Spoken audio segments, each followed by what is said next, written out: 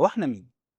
إحنا الشخص اللطيف اللي بيتعامل بأدب مع الناس لمّا يكون عايز حاجة، والّا الجار الغِلِس اللي واخد راحته على حساب جيرانه؟ الخدوم لمّا حد من رؤسائه يطلب منه حاجة، والّا المشغول اللي ما عندوش وقت يسمع لمّا حد يطلب منه مساعدة؟ إحنا مين؟ أنهي شخصية بجد؟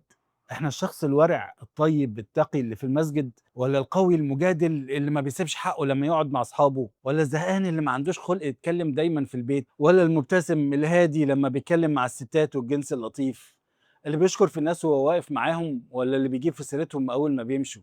إحنا مين فيهم؟ وأنهي وشنا الحقيقي؟ 20 وش و100 حالة في كل مرة بشخصية على حسب اللي قدامنا. لحد إمتى هنفضل نقلع وش ونلبس وش؟ ما تعبناش؟ ما زهقناش؟ إحنا ناسيين إن ربنا شايفنا في كل حالاتنا؟ مش آن الأوان نرجو لله وقارا؟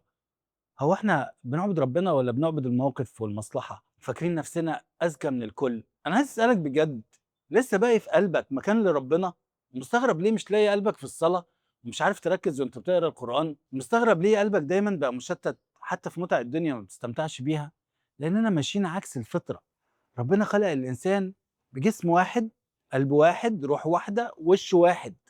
مش عشان نتوه في الدوامة ونتلون زي الحرباية، عشان يبقى هو الشخص في كل المواقف. ربنا عايزك سوي وواضح وصريح بدون كذب وتلون على الفطرة اللي خلقك عليها. عايزين نرجع حقيقيين زي ما ربنا أمرنا، مش أشباح عشان تبقى حر. ما هو يا إما تكون حر من أوامر ربنا عبد للناس والمواقف، يا إما تكون حر من الناس عبد لله. وربنا بيقول يا أيها الذين آمنوا اتقوا الله وكونوا مع الصادقين. وربنا كريم.